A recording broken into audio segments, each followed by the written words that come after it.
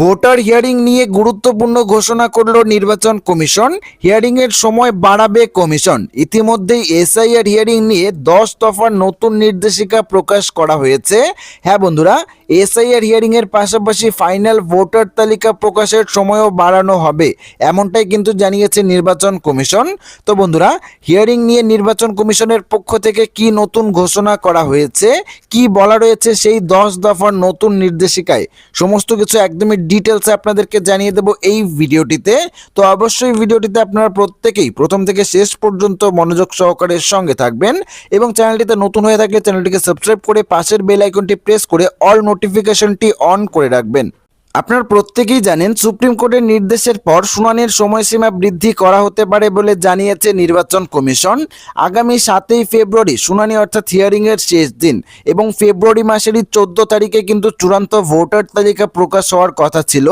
Commission সূত্রে খবর, শুনানির দিনও কিন্তু বৃদ্ধি করা হতে পারে, তবে এখনো কোনো চূড়ান্ত সিদ্ধান্তে আসা হয়নি বলে কমিশন সূত্রে জানা গিয়েছে। সুপ্রিম কোর্টের রায় মোতাবেক বুধবার নির্দেশিকা প্রকাশ করা হবে। চূড়ান্ত ভোটার তালিকা প্রকাশের দিনও কিন্তু পিছিয়ে যেতে পারে। ভোটার তালিকায় বিশেষ নিবিড় সংশোধন প্রক্রিয়া অর্থাৎ এসআইআর এ তথ্যগত অসঙ্গতি বা লজিক্যাল ডিসক্রিপেন্সির তালিকা প্রকাশ করতে হবে নির্বাচন কমিশনকে। সোমবার শুনানি পর্বে এমনটাই নির্দেশ দিয়েছে সুপ্রিম কোর্ট এবং মঙ্গলবার শীর্ষ আদালত এই সংক্রান্ত 10 দফার নির্দেশিকা প্রকাশ করেছে। তো কি বলা রয়েছে সেই 10 দফার নতুন নির্দেশিকা, চলুন দেখে নেওয়া যাক। আপনারা 1 নম্বর দেখতেই পাচ্ছেন, তথ্যগত অসঙ্গতি বা লজিক্যাল ডিসক্রিপেন্সি সংক্রান্ত তালিকা প্রকাশ করতে হবে। গ্রামের ক্ষেত্রে পঞ্চায়েত ভবন ও ব্লক অফিসে এবং শহরাঞ্চলের ক্ষেত্রে ওয়ার্ড অফিসগুলিতে কিন্তু ওই তালিকা প্রকাশ করতে হবে নির্বাচন কমিশনকে। এমনভাবে প্রদর্শন করতে হবে যাতে সাধারণ মানুষ সেই তালিকা দেখতে পান।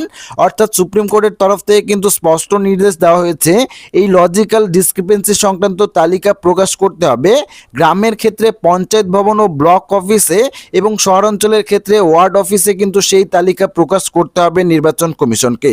2 নম্বর দেখুন, সম্ভাব্য ক্ষতিগ্রস্ত ব্যক্তিরা নিজেদের অনুমোদিত প্রতিনিধির মাধ্যমে নথি বা আপত্তি জমা দিতে পারবেন। এই প্রতিনিধিরা বুথ লেভেলের এজেন্ট অর্থাৎ বিএলও হতে পারবেন, তবে এর জন্য স্বাক্ষর বা আঙুলের ছাপযুক্ত একটি অনুমোদন পত্র থাকতে হবে। পাশাপাশি 3 নম্বর নিয়মটিতে বলা রয়েছে, নথি বা আপত্তি পঞ্চায়েত অথবা ব্লক দফতরে জমা দেওয়া যাবে। 4 নম্বর, পঞ্চায়েত অথবা ব্লক দফতরে তালিকা প্রকাশের দিন থেকে অতিরিক্ত 10 দিন সময় কিন্তু দিতে হবে। যারা এখনো দাবি, নথি বা আপত্তি জমা দেননি তাদের জন্য এই বন্দোবস্ত করা হয়েছে।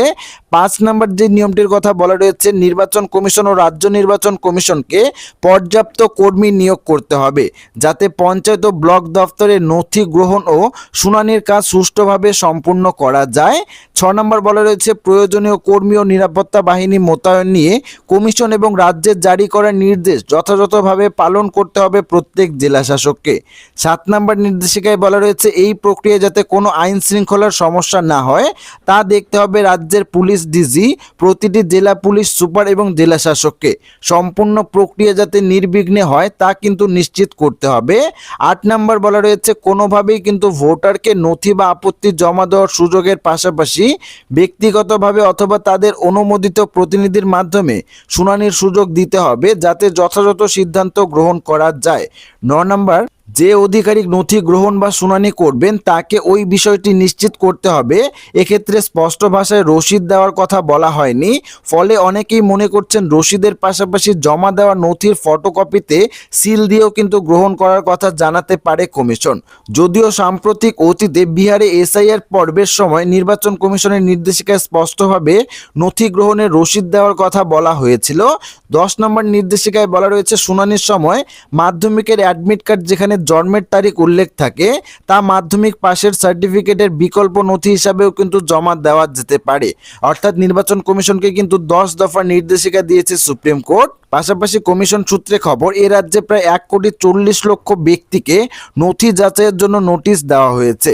এই নোটিশ প্রাপ্ত ব্যক্তিদের মূলত 3টি শ্রেণীতে ভাগ করা হয়েছে। কি কি শ্রেণীতে ভাগ করা রয়েছে দেখুন, এখানে বলা রয়েছে, ম্যাপ ভোটার যাদের নাম 2002 সালের ভোটারের এসআইআর এর সঙ্গে যুক্ত রয়েছে। 2 নম্বর, আনম্যাপ ভোটার যাদের নাম 2002 সালের এসআইআর এর সঙ্গে যুক্ত নেই। এবং 3 নম্বর, লজিক্যাল ডিসক্রিপেন্সি তথ্যগত অসঙ্গতি রয়েছে এমন ভোটার যার মধ্যে প্রায় 1.36 কোটি ভোটার অন্তর্ভুক্ত রয়েছে। তো বন্ধুরা বুঝতেই পারছেন এই এসআইআর হিয়ারিং নিয়ে কিন্তু রাজ্যের নির্বাচন কমিশনকে স্পষ্ট নির্দেশ দিয়েছে সুপ্রিম কোর্ট, এবং এই এসআইআর এর জন্য যেই সমস্ত ভোটারকে হিয়ারিং এর নোটিশ পাঠানো হচ্ছে সেটি কিন্তু 3টি ভাগে ভাগ করেছে নির্বাচন কমিশন। সেই ভাগগুলির মধ্যে রয়েছে ম্যাপ ভোটার, আনম্যাপ ভোটার এবং লজিক্যাল ডিসক্রিপেন্সি সংক্রান্ত ভোটার, যাদের তথ্যে অসঙ্গতি বা ভুল ধরা পড়েছে সেই সমস্ত ভোটার।